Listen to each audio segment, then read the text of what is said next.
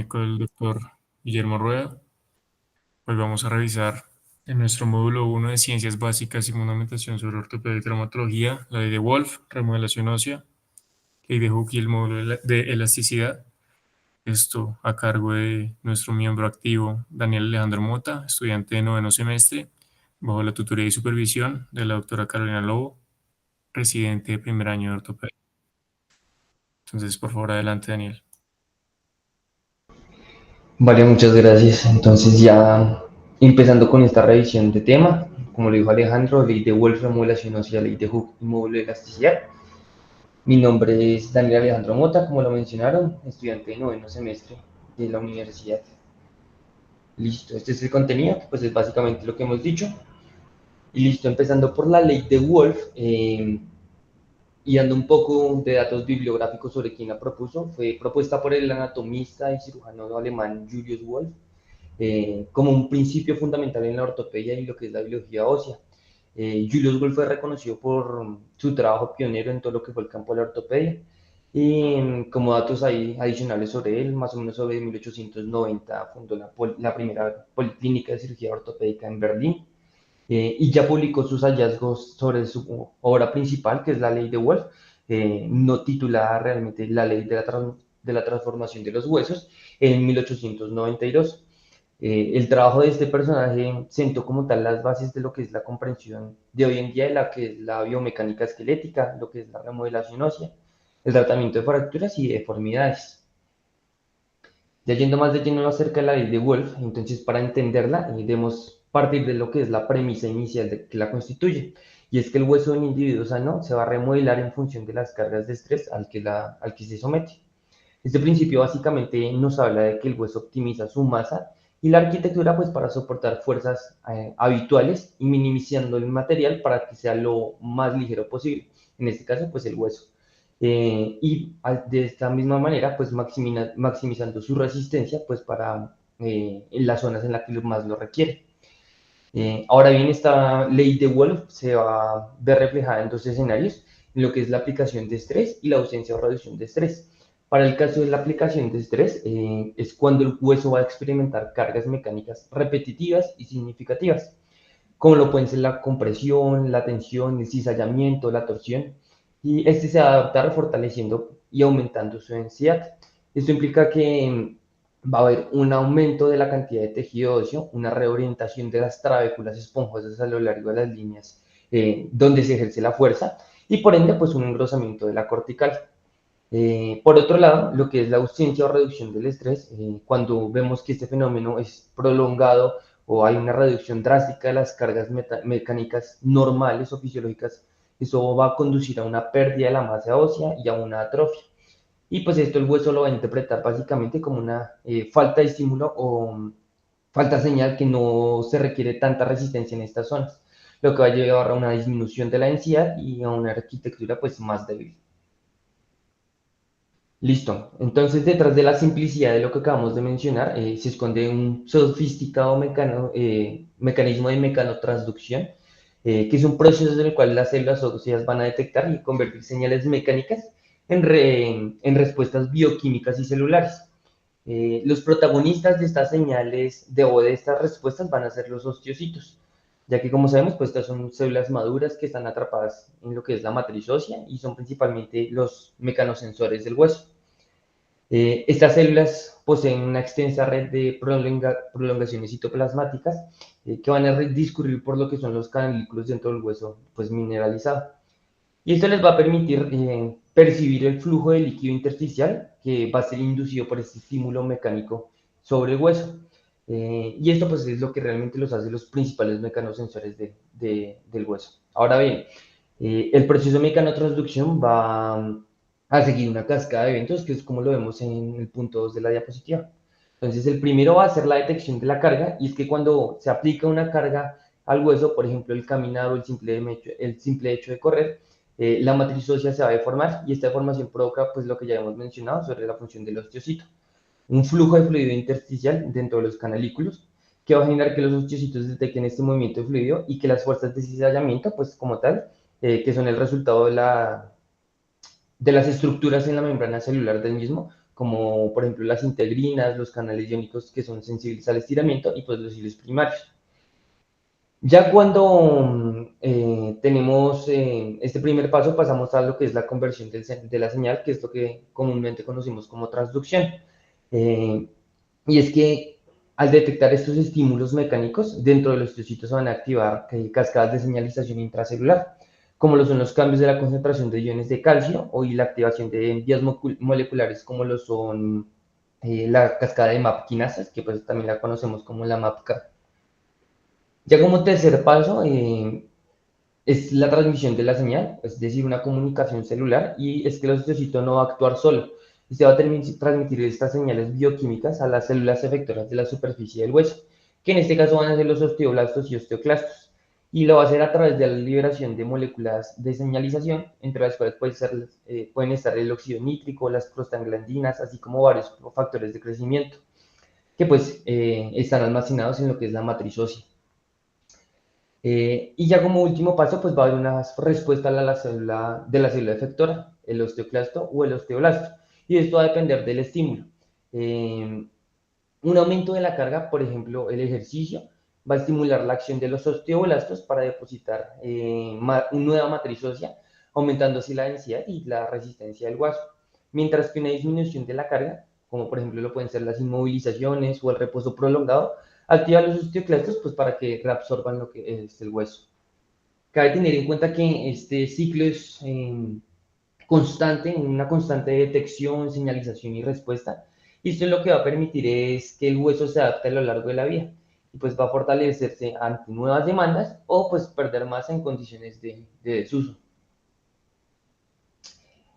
Es importante entender que la respuesta ósea no es lineal y pues va a depender de ciertos umbrales específicos. Entonces, en cuanto al umbral mínimo efectivo, es la magnitud mínima de deformación mecánica que va a necesitar, que va a ser necesaria para estimular una respuesta de formación ósea. Por debajo de este umbral, pues el hueso se mantiene en reposo, incluso sufre procesos de reabsorción. Por otro lado, lo que es el umbral de sobrecarga es cuando existe un punto en el que el estrés es excesivo y pues por ejemplo la carga pueda superar la capacidad adaptativa del hueso o pues apliquen fuerzas de forma abrupta e intensa que pues puedan llevar a microdaños, fracturas por estrés incluso o como tal lo que son las fracturas completas y pues eso es lo que ya conoceríamos como el umbral de sobrecarga. Como lo vemos en la imagen aquí a mano izquierda, eh, cuando se supera el umbral máximo, la acción va a estar netamente dada por los osteoblastos y lo que va a ocurrir es una hipertrofia, mientras que por debajo del umbral mínimo va a haber atrofia y una reabsorción mediada netamente pues, por los osteoclastos. Entre estos dos umbrales es lo que ocurre el proceso fisiológico de remodelación ósea que pues ya vamos a ver a continuación. Listo. Entonces, en cuanto a la remodelación ósea, es importante entender que no es simplemente un proceso de reparar y ya está. Esto es un proceso biológico, es esencial, es continuo y esto es lo que va a redefinir nuestro esqueleto pues, a lo largo de la vida. Esto es un sofisticado proceso que va a cumplir tres funciones principales. La primera es reparar el microdaño que puede ser causado por actividades cotidianas, incluso el caminar lo puede provocar. Y pues la remodelación las detecta estos micro daños y las va a reparar antes de que se puedan acumular y pues causar una fractura por fatiga. La segunda es la adaptación mecánica, que es básicamente todo lo que ya mencionamos de la ley de Wolff. Y la tercera es mantener la homeostasis mineral, pues ya que el esqueleto es como tal un principal reservorio de calcio y fosfato pues, del cuerpo. Y la remodelación ósea, bajo también un control hormonal, que lo mencionaremos más adelante, pues va a liberar estos minerales a la sangre pues, cuando sean necesarios para otras funciones vitales, como por ejemplo contracción muscular o pues la transmisión nerviosa. Ahora bien, esta remodelación ósea pues se va a dar por cuatro fases que las vamos a desglosar una por una. La primera, que es la fase de activación, va a comenzar cuando haya un estímulo, bien sea un microdaño, incluso una señal hormonal, como la que la puede producir la PTH o una carga mecánica. Y pues esta la vas a detectar como tal los osteocitos, como ya mencionamos en la ley de Wolff. Y esta va a enviar señales a las células de revestimiento para que se separen y se retraigan, provocando así una exposición de la matriz ósea que va a conllevar a una reclutación de precursores de osteoclastos que vienen directamente desde circulación sanguínea y pues cuando ya se reclutan pues se van a funcionar para conformar lo que son los osteoclastos maduros. Ya pasamos aquí a la segunda fase y es que una vez pasada la activación, el osteoclasto ya maduro se va a unir a la superficie ósea que está expuesta y va a comenzar a acabar una laguna que es la que ya conocemos como laguna de Houshi o fosa de resorción. Y esto lo va a hacer mediante una secreción de enzimas como la colagenasa, incluso ácidos que van a disolver los minerales como lo es la hidroxiapatita. Y pues esto lo que hace es degradar la matriz orgánica. Durante esta fase, los osteoclastos van a liberar factores de crecimiento que estaban atrapados dentro de la matriz ósea, tales como el factor de crecimiento insulínico o el factor de crecimiento transformante beta, que van a tener relevancia para la siguiente fase. Y pues además cabe recordar que en este proceso se libera pues calcio y fosfato a la sangre. Una vez la fosa alcanza o la laguna de Houship alcanza una profundidad determinada, el osteoclasta va a recibir una señal de detenerse y simplemente va a sufrir un proceso de apoptosis. En cuanto a la reversión, que es nuestra tercera fase, es cuando los osteoclastos se retiran de como tal la fosa de resorción y esta va a ser ocupada por células mononucleares llamadas células de reversa. Estas células van a limpiar lo que son los restos de matriz ósea que ya está degradada y van a preparar la superficie para la formación del hueso nuevo. Además, se liberan ciertas señales mediante los factores de crecimiento que ya mencionamos anteriormente y estas van a atraer a los precursores de los osteoblastos. Pasando finalmente a la cuarta fase, que es la formación, y es que aquí finalmente entra en acción en lo que es el osteoblasto. Inicialmente va a secretar una matriz orgánica no mineralizada que se llama el osteoide, y esta es rica en colágeno tipo 1, que con el tiempo se va a mineralizar con la deposición también de calcio y fósforo, formando así un huevo nuevo y duro. Una vez la formación haya concluido, los osteoblastos pueden llegar a tener tres vías finales: convertirse en osteocitos o quedar como células de revestimiento o simplemente pues sufrir apoptosis. Eh, Aquí me gustaría incluir que debe haber un equilibrio entre la resorción, que es la mediada por los osteoclastos, y la formación mediada por los osteoblastos, ya que está finamente regulada por múltiples factores, y es de suma importancia que no vaya a haber un desequilibrio en este proceso porque pues, pueden conllevar a enfermedades como la osteoporosis, donde la reabsorción supera la formación. Es decir, la función del osteoclasto es mucho mayor a la del osteoblasto. Dentro de estos múltiples factores que regulan todo este proceso están las hormonas sistémicas, como es, por ejemplo, la PTH, paratormona, y la vitamina D, que estos van a promover lo que es la resorción ósea para mantener niveles de calcio en sangre, y la calcitonina, que pues hace lo contrario y hace un proceso de inhibición. Otras hormonas como por ejemplo los estrógenos y los andrógenos, ya que estas tienen un efecto protector y lo que hacen es inhibir la resorción y promover la formación. Los factores locales y citoquinas, ya que estas células óseas también se comunican entre sí a nivel molecular mediante un sistema de señalización que es el RANK ligando RANK OPG. Entonces, el RANK ligando, que es producido por los osteoblastos y los osteocitos, se une al receptor RANK que está directamente en los osteoclastos y esto va a promover su formación y la actividad de los mismos. Mientras que el OPG, que es producido netamente por el osteoblasto, actúa como un señuelo, por digámoslo así, y se va a unir a lo que es el RANK ligando, impidiendo que se activen los osteoclastos. El balance entre el RANK ligando y el OPG pues, va a ser el principal determinante del equilibrio entre la formación y la resorción. Finalmente, pues otro de los mecanismos es la mecanotransducción, que pues como ya lo he mencionado, pues va a depender del estrés mecánico detectado por los osteocitos y ese va a influir directamente en la liberación de las moléculas ya mencionadas, en la regulación en general de lo que es el ciclo. Listo. Pasando a lo que es la ley de Hooke, esta fue propuesta, también es conocida como la ley de elasticidad, propuesta por el científico inglés Robert Hooke, publicada inicialmente en 1676 como un anagrama latín, que posteriormente, 2 años después, se reveló como como la extensión hacia la fuerza. Nuevamente hay que arrancar de la premisa inicial de esta ley, y es que es un principio fundamental de la mecánica de materiales, en la cual se establece que para materiales elásticos el esfuerzo es directamente proporcional a la deformación dentro de un límite elástico. Pero pues para esto, para la aplicación de ortopedia, se entiende básicamente como el comportamiento elástico de un material, lo cual es importantísimo para entender lo que es la biomecánica, para saber cómo es que se deforma el hueso bajo ciertas cargas. En términos simples, es que el esfuerzo aplicado sobre el hueso, que es nuestro material, es directamente proporcional a la deformación que se produce. Esta ley se va a expresar bajo la siguiente fórmula que vemos aquí, donde sigma va a representar la fuerza interna por unidad de área que resiste la deformación del material, en este caso el hueso. Esto es una medida de magnitud, perdón, se mide en unidades de presión como lo son los pascales.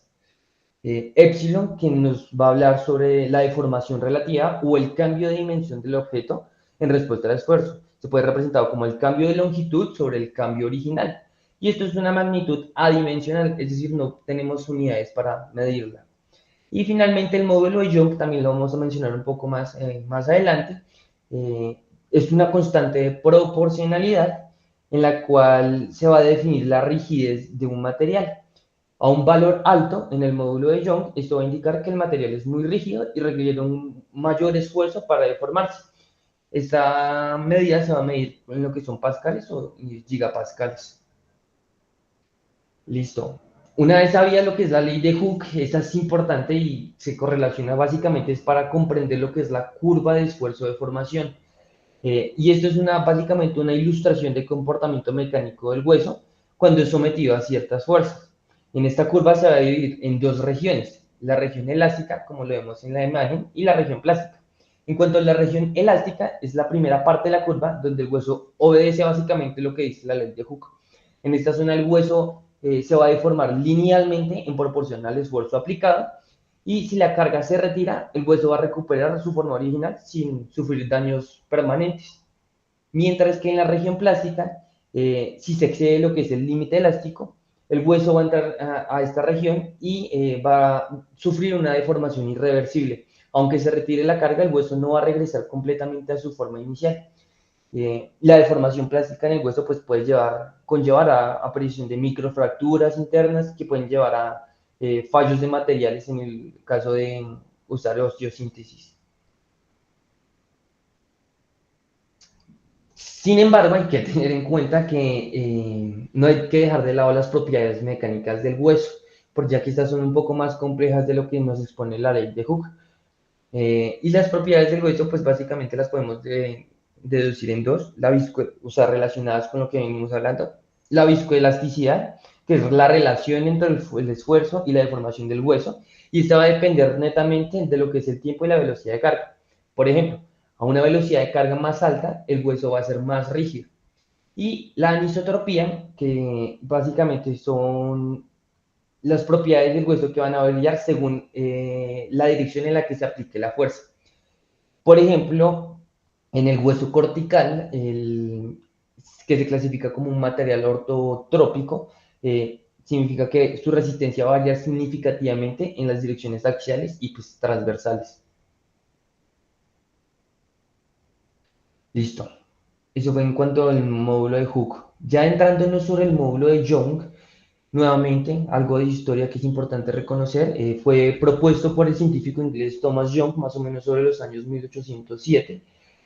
Como dato curioso, a pesar de que Thomas Young fue médico, realizó diversos aportes en otros campos investigativos, como fue la teoría ondulatoria de la luz, la óptica fisiológica y la pitología, que pues es básicamente todo lo de la transducción de la piedra roseta. Eh, Como tal, el módulo Young es una medida de rigidez de un material elástico. En este caso, pues tiene una aplicación biomecánica, especialmente en lo que son los tejidos como el hueso, el tendón o el cartílago. Y pues acá, como lo tengo en la diapositiva, el módulo de elasticidad o módulo de Young se define como la relación entre el esfuerzo y la deformación en la porción lineal de la curva de esfuerzo de deformación, que es lo que ya vimos anteriormente en el módulo Hooke, y es lo que señala aquí con el círculo rojo. Es la pendiente de la parte elástica de la curva, tal cual como se muestra acá. Dentro del módulo de Young se va a basar principalmente en dos principios. El primero es la medida de rigidez, es donde un material con un módulo alto de elasticidad, que esto ya lo había mencionado, eh, se considera más rígido que con un módulo bajo, porque se va a deformar con una misma, perdón, este se va a deformar con menos, con la misma carga, pero pues con el módulo más bajo, ¿sí me hago entender? Es decir, por ejemplo, una aleación de cobalto cromo que tiene un módulo de más o menos 210 a 250 gigapascales versus una aleación de titanio con un módulo de 110. Básicamente la segunda tiene eh, es menos del doble rígida, lo que va a hacer que la primera pues sea más rígida. Y esto lo vamos a ver aquí a continuación, que es la aplicación en la práctica médica y es lo que hemos aplicado lo que es el módulo de Young. Y la segunda, que es el segundo principio, son las propiedades del hueso. Y es que básicamente, como ya lo mencionamos en la ley de Hooke, pues va a depender de la viscoelasticidad y la anisotropia. Ya para finalizar, lo que les decía de la aplicación en la práctica médica del módulo de Young, se ha aplicado también en lo que son el diseño de implantes ortopédicos, lo que es la ingeniería de tejidos y la biomecánica, la evaluación de la salud ósea y el riesgo de fractura. Eh, Dentro de los diseños de implantes ortopédicos, ha sido de mucha utilidad para lo que es la selección y diseño de los implantes, ya que pues la rigidez de los implantes, como por ejemplo una placa, un tornillo, una prótesis articular, pues debe ser lo más cercana posible al hueso en la que se está colocando. Si un implante es demasiado rígido, pues este va a absorber una cantidad desproporcionada de carga mecánica, lo que puede causar un fenómeno conocido como eh, stress shielding, que es prácticamente protección contra el estrés. En cuanto a la evaluación de la salud ósea y el riesgo de la fractura, el módulo de Young ha sido usado como indicador de lo mismo, prácticamente usado en enfermedades como osteoporosis, ya que pues en estas sabemos que se reduce la densidad ósea y pues por ende la rigidez del hueso. Y evaluar lo que es el módulo de elasticidad permite que los médicos pues tengamos una mayor información de calidad sobre la mecánica del hueso, complementando con otras pruebas, como lo son, por ejemplo, la densitometría ósea, para pues ya como tal guiar el tratamiento y las intervenciones preventivas. Y finalmente, en la ingeniería de tejidos y la biomecánica, ha sido crucial el uso del módulo de Young para la creación de andamios o andamiajes, ya que los andamios pues, son los que actúan como estructuras sobre las cuales crecen células y forman nuevo tejido, y el andamio pues va a tener una relación directa con el módulo de Young, similar como a lo que se busca obtener del tejido en el que se va a utilizar, ya sea hueso, cartílago o pues, tendón. Y listo, eso serían mis referencias y todo lo que tendría que decir sobre la revisión de tema del día de hoy.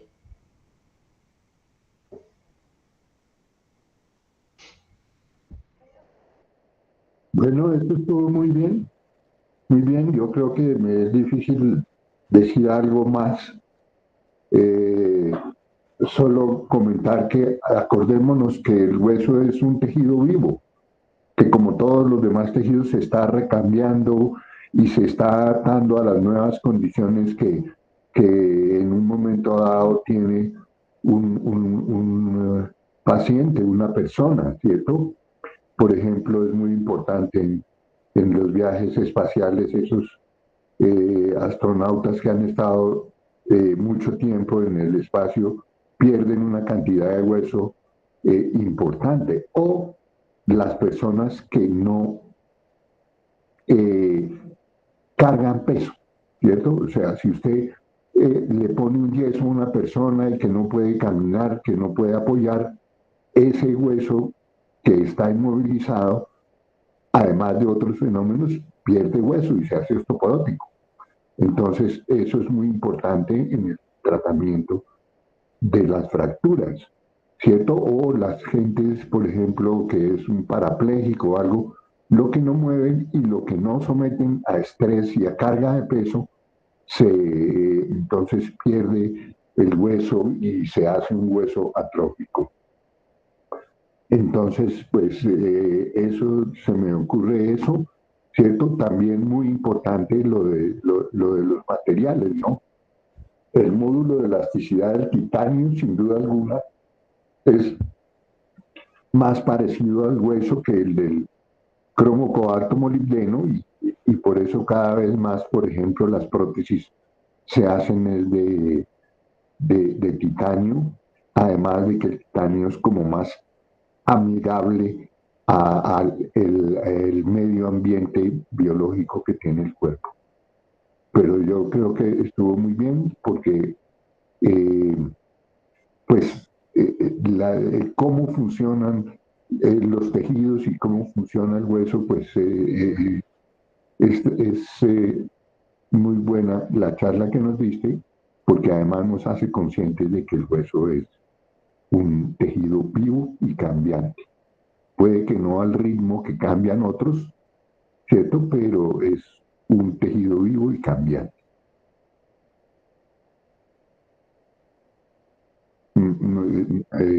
Por ejemplo, Carolina nos puede decir algo. Ella me pareció que estuvo muy bien la charla y ella fue la coautora, pues me parece muy bien que nos dijera.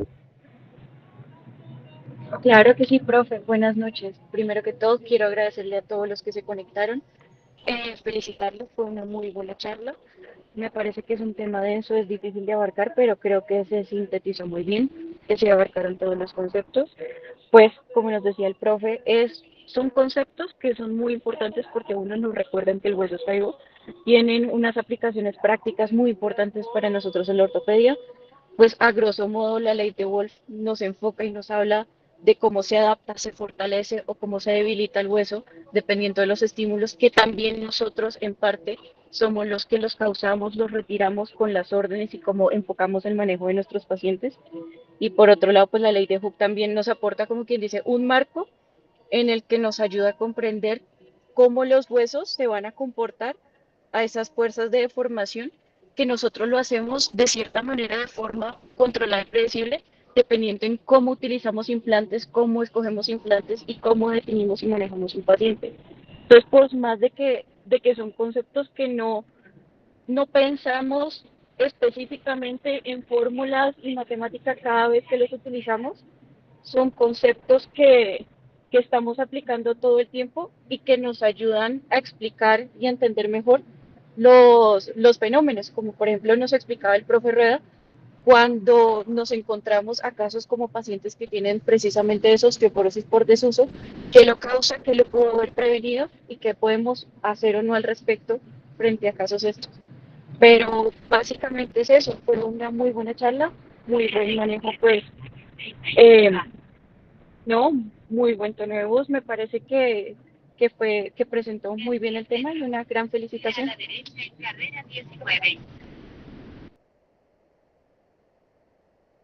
Muchas gracias, Doc.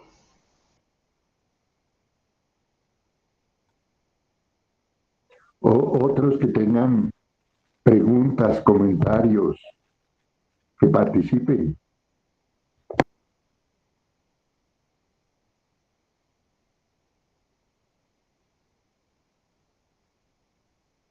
Profe, yo en lo personal, pues como director del CEF, y pues Diego no me dejará mentir, hemos hablado muy bien de cómo las revisiones se han venido desarrollando y Daniel es el claro ejemplo tanto del compromiso como de la riqueza intelectual con la cual se han estado desarrollando. Daniel, pues, profe, yo lo quiero resaltar ante usted. Él nos mandó la presentación desde hace bastante tiempo y ha estado muy pendiente de las correcciones. En cuanto puntualmente a la revisión de tema, me parece muy valioso todo el temario y todo lo que él incluyó. Abordó desde incluso desde la misma historia hasta ir desde el módulo de elasticidad, hablar sobre los diferentes materiales, sobre los valores típicos eh, de la deformidad unitaria. También nos habló de la relación fundamental y a partir de esto yo pienso que un tema que se aborda de manera holística y de manera tan completa, pues nos permite tanto a nosotros como a todos los miembros del CEF, pues directamente aprender. Pienso que no era un tema fácil, pienso que es un tema que como tiene tantos cocientes, tantas variables, tantas fórmulas y tantas definiciones que parten más que de la medicina, de la misma física y de la misma mecánica de los tejidos, em, es un tema un poquito desafiante, pero pienso que se desarrolló con mucha entereza, con mucha riqueza.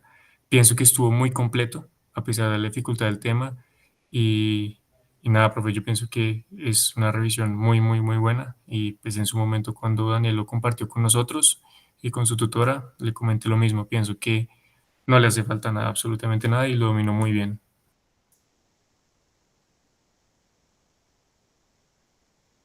Muchas gracias, Alejandro.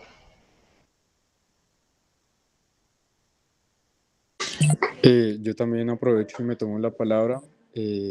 Como estaba comentando Alejandro, es un tema que hemos venido hablando en no solo los últimos días, un tema bastante